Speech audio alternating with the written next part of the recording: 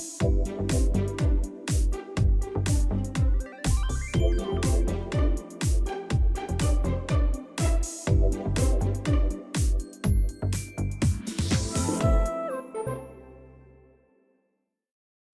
teman-teman, Dinda di sini. Aku sama produk Maybelline. Ini adalah concealer.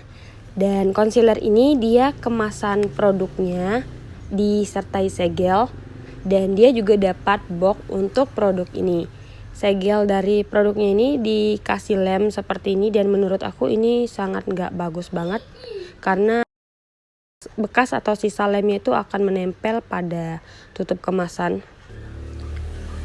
Dia ini disertai spons di bagian atas tempat untuk keluarnya si concealer ini sendiri. Jadi dia sejenis kayak cushion gitu, agar penggunaan si concealernya itu langsung diaplikasikan oleh si spons pada bagian kepalanya ini. Jadi kalian nggak perlu pakai tangan atau pakai beauty blender lagi, langsung aja ditap-tap sama si spons yang ada di bagian kepalanya.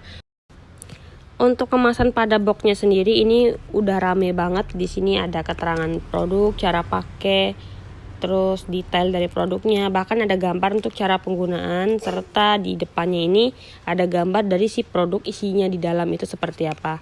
Ini punya aku yang nomor 110 dan isinya ini ada 6 ml. Dan sejauh ini aku nggak suka nggunain produk ini dengan spons yang ada di atas kepalanya.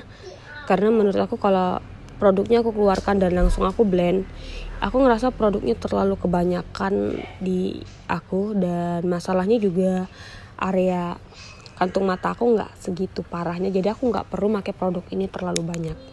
Masih bahas dari kepala produknya ini, dia punya 2 minus menurut aku, yaitu dengan spons yang ada di bagian atas itu sebagai tempat keluar masuknya produk, dan sebagai tempat untuk ngeblendnya juga otomatis itu akan lebih cepat kotor dan gak higienis.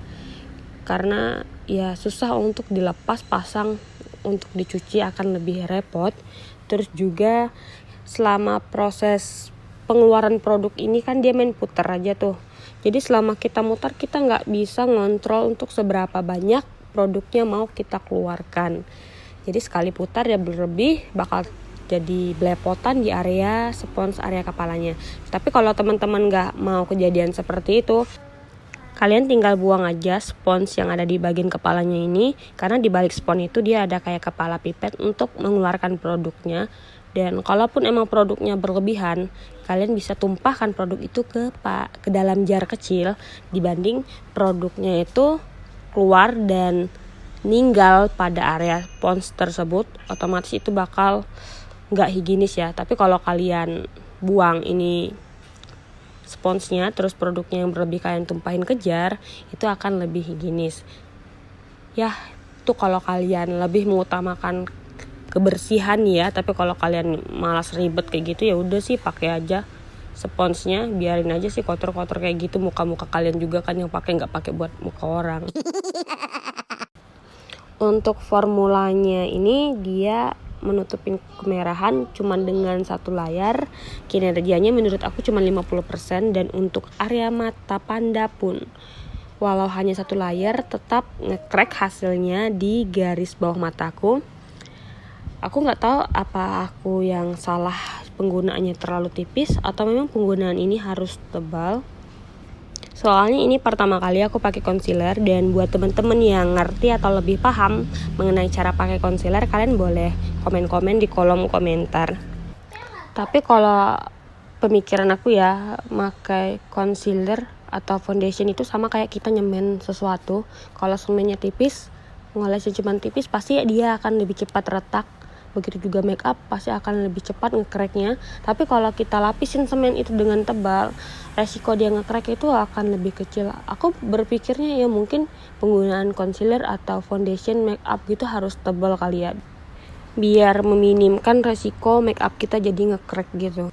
Jadi sebenarnya aku beli ini tuh karena lihat-lihat review pengguna YouTube lain, kalau mereka make upan mereka pakai ini, dan salahnya aku ikut-ikutan. Aku nggak punya masalah di kantung mata yang parah, bahkan hampir nggak kelihatan sih kantung mataku atau area hitam di bawah mataku, dan aku juga nggak punya flek begitu parah, kalau dipakein cushion atau foundation satu layer pun itu udah bagus banget untuk nutupin masalah di muka aku. Jadi aku nggak perlu make up dan terlalu tebal, dan ternyata aku nggak butuh si concealer ini. Ya untuk saat ini sih aku nggak butuh, nggak tahu kalau nanti atau mungkin saat aku udah ngerti cara penggunaan yang benar mungkin bakal jadi kebutuhan sih saat aku make upan. Aku rasa kinerja dari concealer ini akan lebih maksimal dan lebih baik kalau dipakai ke make up yang full atau yang make upnya tebal, dan kalau finishnya juga kita kasih atau kita set sama loose powder. Aku rasa ini akan lebih oke tampilannya dan gak mudah nge-crack. Dan kalau ini di blendnya juga gak boleh kalian tarik atau kalian geser ya, cukup di tap-tap perlahan aja agar si concealernya ini bisa bekerja dengan baik menutupi area yang ingin kalian tutupin. Untuk daya tahan produk ini di muka berminyak aku coba pakai seharian. Dia produknya tetap stay di area bawah mataku ya, cuman itu tadi dia nge-crack tapi nggak hilang atau ngegumpal. Cuman syaratnya kalau emang lagi keringatan aku nggak boleh ngelap si produk ini pakai tisu dengan cara aku gesek atau aku geser, otomatis dia akan hilang. Jadi kalau lagi keringatan di area bawah mata aku cukup aku lap pakai tisu dengan cara di tap-tap aja. Dan buat kalian yang punya masalah kantung mata kehitamannya itu terlalu tebal, kalian tentu harus menggunakan produk ini secara berlayer-layer. Jadi nggak cukup dengan satu kali tap dia akan menutupin. Jadi kalian harus diulangin beberapa kali tap-tapan gitu biar kalian mendapatkan produk ini benar-benar bisa menutupin area gelap di bawah mata kalian atau area kemerahan bekas jerawat ataupun jerawat di muka kalian. Oke teman-teman, sampai di sini dulu review aku kali ini. Semoga bermanfaat. Jangan lupa like dan subscribe, atau kalian bisa tanya-tanya di kolom komentar. Mohon maaf kalau review aku kali ini kurang lengkap atau malah di sini aku jadi curhat. Dan jangan lupa ya, tolong dikasih masukan buat teman-teman yang lebih pandai untuk menggunakan concealer ini ataupun concealer merek lainnya.